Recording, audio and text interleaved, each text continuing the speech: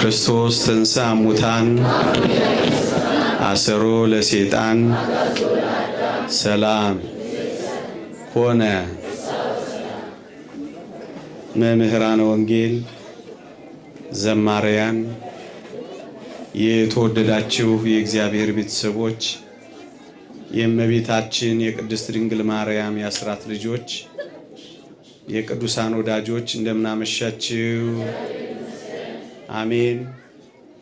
በቸርነቱ የጠበቀን ቃሉን እንድንሰማ እንዲህ ያለ በዓላችንን እንድናከብር የረዳን አምላካችን እግዚአብሔር ይክበር ይመስገን፣ ይክበር ይመስገን። ለጥቂት ደቂቃዎች በዓሉን ምክንያት አድርገን ጥቂት የእግዚአብሔርን ቃላት አስታውሳችኋለሁ። እግዚአብሔር ከሁላችንም ጋር ይሁንልን።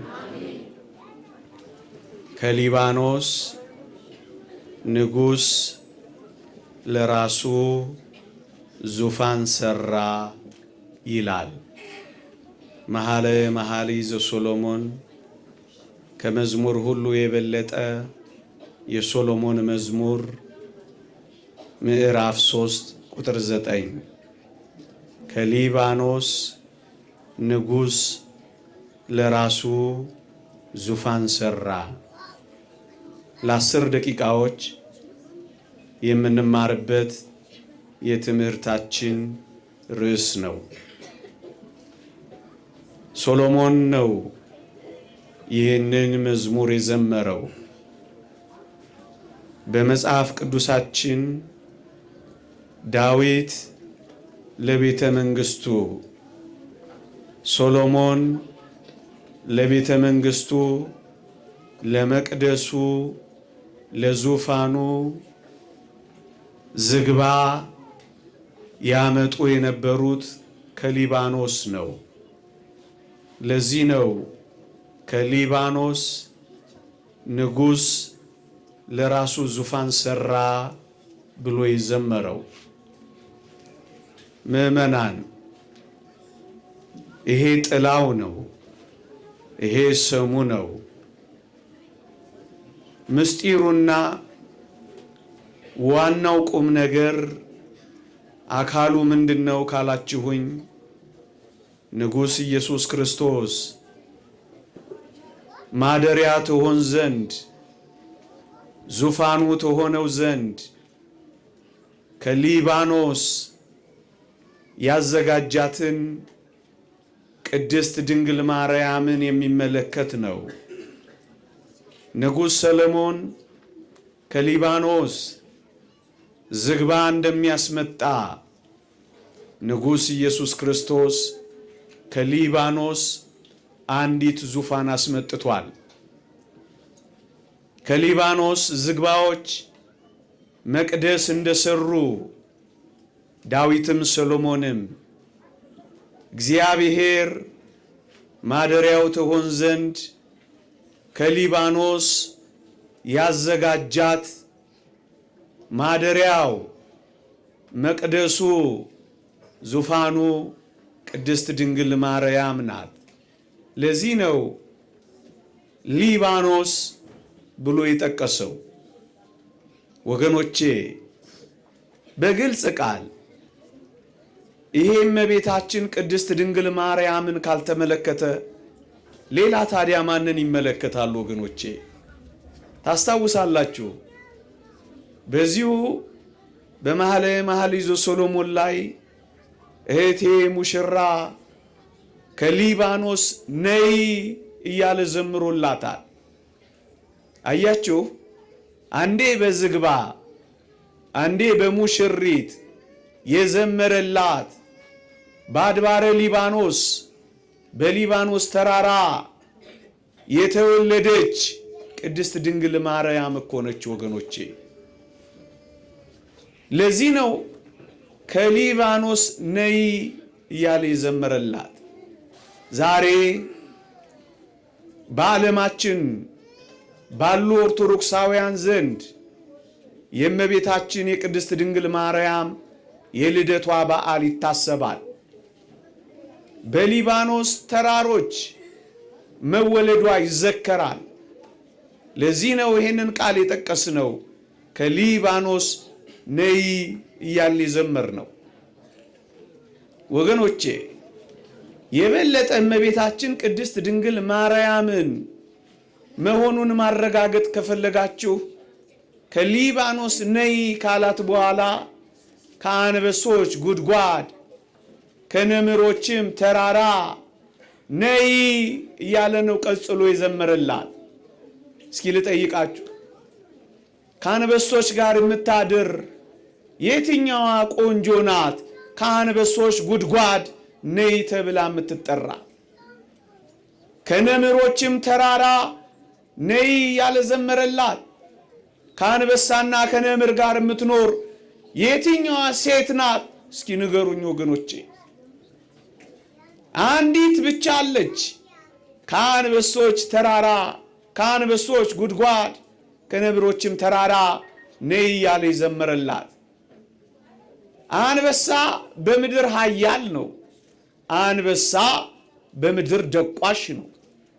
ነብር ደግሞ ከምድር ከፍ ብሎ በዛፍ ላይ ደግሞም ዘሎ በአየር ላይ በሰማይ ላይ ነብር ደግሞ ብርቱ ነው። በጉልበቱ የሚያደቅ በእጁ የሚማታ ነው ነብር። አንበሳ በምድር ያኛው በሰማይ። ታዲያ የዚህ ምስጢር ምን ይመስላችኋል ምዕመናን?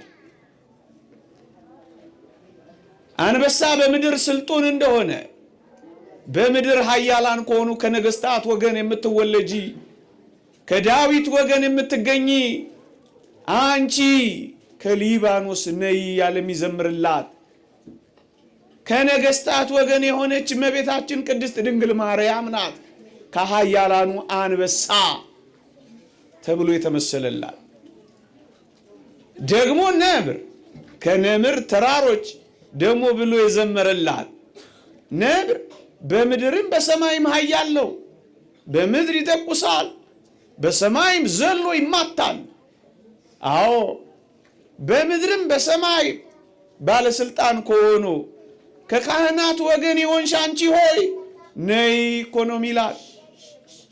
ከንጉሱ ከዳዊት ወገን ከካህኑ ከአሮን ወገን የሆነች ከአንበሳ ጉድጓድ ከነምሮችም ተራራ ነይ የሚላት እመቤታችን ቅድስት ድንግል ማርያምን እንጂ ሌላ ማን ናት?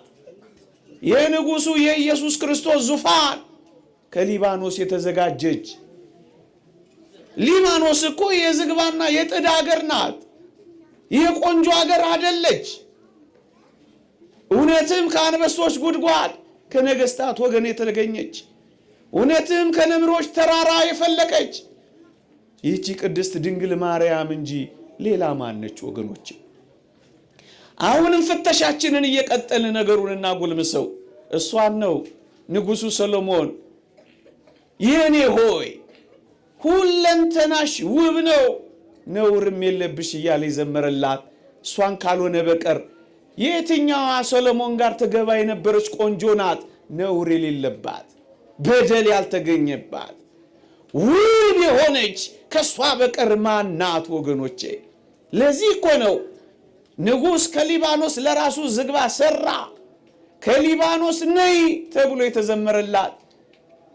ሁለንተናዋ ውብ የሆነች ይህቺ ቅድስት ድንግል ማርያም ካልሆነች ሌላ ማን ነች?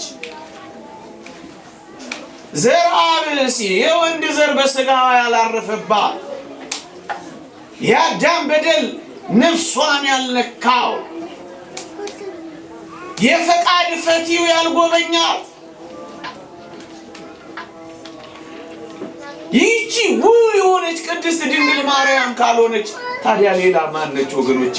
የኔ ሆይ ሁለንተናሽ ውብ ነው ብሎ የዘመረላት እመቤታችን ቅድስት ድንግል ማርያም እኮ ናት። ይህቺ ውብ ናት። እንደውም ቀጠል አድርጎ ምን እንደሚል ታውቃላችሁ? መኑ ይእቲ ዛቲ እንተ ትሄውስ ከመጎ፣ እንደ ማለዳ ብርሃን የምትጎበኝ እንደ ማለዳ ብርሃን የምታበራ ይህቺ ማን ናት እያለ ይደነቅባታል ወገኖቼ። ምን አይነት ውብ ናት! በነፍስ በስጋ የተዋበች የአዳም በደል መተዳደፍ ያልጎበኛ እየተፍለቀለቀች የምታበራ ከአባቷ ከአዳም ወገብ ጀምሮ እንደ እንቁ የምትፍለቀለቅ ይህቺ ማነች? እጅግ የምታበራ ዓላማን ይዞ እንደተሰለፈ ሰራዊት የምታስፈራ ይህቺ ውብ ማናት? ወገኖቼ እንቁን ቀረብ ብላችሁ ያያችሁት እንደሆነ መልክን ጥርት አድርጎ ያሳያል። ወገኖቼ ይህቺ ከአዳም ወገን ተገኝታ ነገር ግን አፍለቅልቃና አብረቅርቃ ደምቃ አሸብርቃ የተገኘች የሰው ልጆች ዘር ሁሉ መመኪያ የሆነች ይህቺ የምታበራ እሷ ማነች? ሁለንተናዋ ውብ የሆነች እሷ ቅድስት ድንግል ማርያም እኮ ነች። ከሊባኖስ ነይ ተብሎ የተዘመረላት ወገኖቼ እውነተኛ መልክዓ ተፈጥሯችንን እውነተኛ የጥንት ማንነታችንን ማየት ከፈለጋችሁ ወደዚች ወደምታበራዋ ቅድስት ድንግል ማርያም ጎራ በሏ። እድፈት ያላገኘው ንጹህ የቀድሞ ሰውነታችንን ማየት ትፈልጋላችሁ? ይህችን ቅድስት ድንግል ማርያምን የምታበራውን እንደ እንቁ የምታፍለቀልቀውን ይህችን ማርያምን ተመልከቷታ። ቀረብ ብላችሁ ይዋት የቀድሞ ንጽህናችንን ታገኙባታላችሁ። እንደ መስታወት እያብለጨለጨች ሔዋን ሳትበድል በፊት የነበራትን ንጽህና ታገኙአላችሁ እሷ ጋር። ወገኖቼ እሷ እኮ የሔዋን ምትኳ ናት። እሷ እኮ የሔዋን ካሳዋ ናት። እሷ እኮ የሔዋን ፈንታዋ ናት። ሔዋን የነበራት ንጽህና የነበራት ናት። ሔዋን ሳትበድል በፊት የነበራት ውበት የያዘች እኮ ናት። ወገኖቼ የመጀመሪያው አዳምና የመጀመሪያይቷ ሔዋን ንጹሃን ከነበሩ በደል ያላገኛቸው ውብ ከነበሩ የመጀመሪያው አዳም ክርስቶስና የመጀመሪያይቷ የሁለተኛይቷ ሔዋን ሁለተኛው አዳም ክርስቶስ ሁለተኛዋ ሔዋን እመቤታችን ንጹሃን እኮ ናቸው ወገኖቼ። ለዚህ እኮ ነው የሔዋን ካሳ፣ የሔዋን ምትክ፣ የሔዋን ፈንታ፣ የሔዋን ዋስ፣ የሔዋን ጠበቃ፣ የሔዋን መድኃኒት ስለሆነች እኮ ነው ቤዛ የምንላት ወገኖቼ። አዎ ምትኳ ሆና ዋሳ ሆና ጠበቃዋ ሆና መድኃኒቷ ሆና ተገኝታለችና ለዚህ እኮ ነው ቤዛዊት መቅደሱ የተሰራበት በዓል ነው። ዛሬ እግዚአብሔር ዙፋን የተገኘችበት በዓል ነው።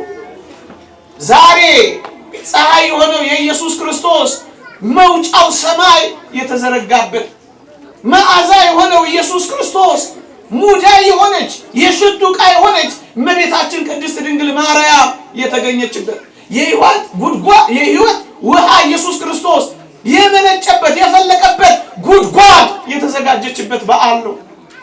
ይህ በዓል የመዳናችን ቀን የተጀመረበት በዓል ነው ወገኖቼ።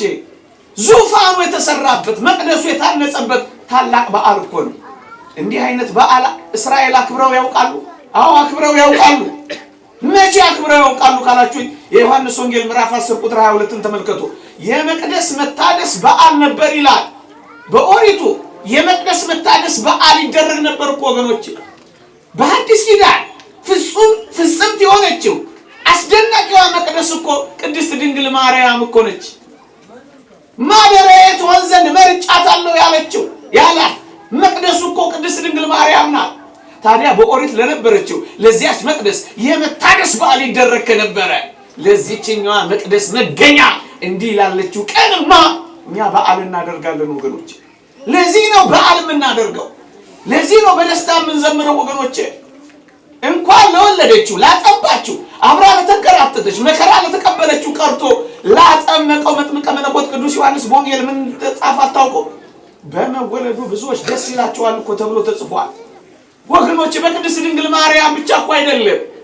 ይሄው በጽድቅ ለተመላለሰ በበረሃ ለኖረ ቅድስት ድንግል ማርያምን ላከበረ በማኅፀን ዛለዘ ለዘለለ ለሱ እንኳን በመወለዱ ብዙዎች ደስ ይላቸዋል። የመዳናችን ቀን ለተጀመረበት ደስ እያለን እንዘምራለን። ይሄ ተረት አይደለም፣ እውነት ነው። የተወደዳችሁ ክርስቲያኖች የወላጆቻችሁን በዓለ ልደት ታከብሩ የለ? ይህ ልጆቻችሁን ልደት በስንት ደስታና ፈንጠዝያ ታከብራላችሁ? የመድኃኒታችንን እናት ያስገኘች በዓሏን እንዴት አድርገን ደስ ሊለን ይገባል ወገኖች። ስጋዊ ደማዊ ባልሆነ መንፈሳዊ በሆነ ዜማ እንዴት አድርገን እያመሰገን በዓሏን ልናደርግ ይገባ ይሆን? ስንት ልደት አክብረናል። ምንም ቁም ነገር የማይፈይድ ያውም ጥቂት ነገር ብቻ አድርጎ ለሚሄድ ለሰው ልጆች ልደት ስንት ድንቅ ነገር ከተደረገ ለሕይወታችን መገኛ ልደትማ ስንት ዝማሬን ዘምር ይሆን? ይህንን ነው በዓል እያደረግን ያለ ነው ወገኖች። በእውነት እንዲህ ባለ የምስጋና ቀን እንዲህ ባለ የምስጋና በዓል እውነተኛ ኦርቶዶክሳዊውን አከባበር ስለምታከብሩ በቤተ ክርስቲያን ሄዳችሁ በቅዳሴ አስቀድሳችሁ በዝማሬ ከብራችሁ ከታቦታት ተባርካችሁ ደግሞ በምሽት ሌሎች ነገሮች ሳታደርጉ ምናልባት አንዳንዶች እንደሚያደርጉት ሳትሰክሩ በመንፈስ ቅዱስ ስኩራን ሆናችሁ ሳትጠጡ የእግዚአብሔርን ቃል ጠጥታችሁ እየዘመራችሁ እልል እያላችሁ እንዲህ ያለውን በዓል ስለምታከብሩ ደስ ሊላችሁ ይገባል። አንዳንዶች በአሳዛኝ ሁኔታ ይወድቁብናል። እንዲህ ባሉ በዓሎች ይሳከራሉ። እንዲህ ባሉ በዓሎች ደስ የማያሰኙ ባዕድ አምልኮን ይለማመዳሉ። ይሄ እንደሱ ማረጊያ በዓላችን አይደለም ወገኖች። የበለጠ ወደ እግዚአብሔር መቅረባችን፣ የእግዚአብሔርን አሰራር ማድነቃችን፣ የበለጠ ጭምጦችና ጨዋዎች መሆናችን፣ የበለጠ ለሱ ለመገዛት እድል ፈንታ ማግኘታችን ስለሆነ በእውነት እናንተ ልትመሰገኑ ይገባል። የስካር ጊዜያቶቻችሁን ለዝማሬ ከቀየራችሁ እንደናንተ የከበረ ማን ይኖር ይሆን? ሌሎቹንም ይሄንን አስተምሩልን እባካችሁ። ብዙዎች በዚህ ሰዓት ከእግዚአብሔር እንዳይጣሉ ይልቅ በደስታ ይልቅ በምስጋና ይልቅ በመንፈሳዊ ሕይወት እንዲመሰጡ ይልቅ ከእግዚአብሔር ቃል ተምረው እንዲታነጹ ይልቅ እነሱም ሰውነታቸውን መቅደስ አድርገው እንዲሰሩ የእግዚአብሔር መቅደስ በተሰራችበት በዚህ ቀን እነሱም እንዲሰሩ አድርጓቸው። የፈረሱ ካሉ ይሰሩ፣ ጨሌያቸውን ቅቤ የሚቀቡ ካሉ ይጣሉ። ሌሎች ደስ የማያሰኙ እግዚአብሔርን የሚያሳዝኑ ልምምዶች ያላቸው ካሉ ከሱ እንዲወጡ ምከሩ፣ አልቅሱና ምከሩ፣ ዝከሩ፣ አስተምሩ። የቤተ ክርስቲያን ሕይወቷ ግን ይሄ ነው ወገኖቼ። ሌላ ምንም ሕይወት የለም። ይሄ ነው ሕይወቷ። ይሄንን አሳዩአቸው።